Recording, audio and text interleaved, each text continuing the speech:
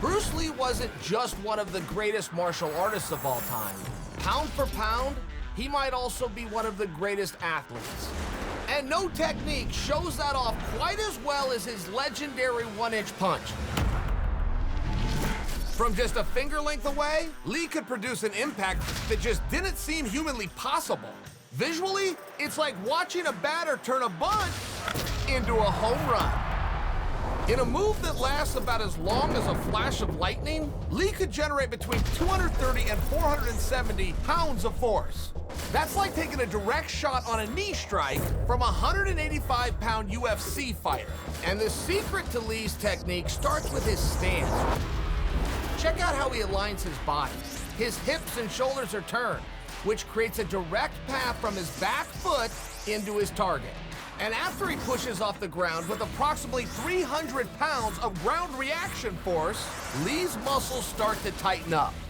Now, in a more typical punch, or even a quarterback's throwing motion, ground reaction force is used to help unwind the body around a pivot point.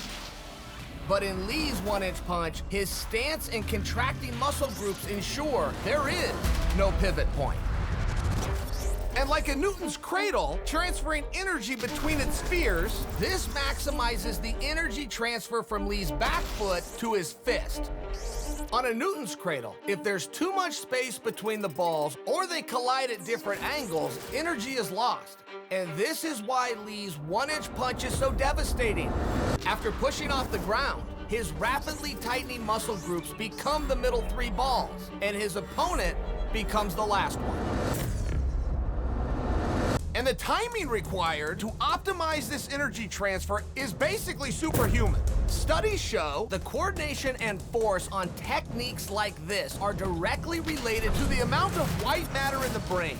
This tissue relays information between different cortical regions at speeds of more than 250 miles per hour. The more white matter in the brain, the better that info gets relayed. And while it's impossible to know how much white matter Lee possessed, this might help explain why most people, including elite athletes, just can't move like Bruce Lee.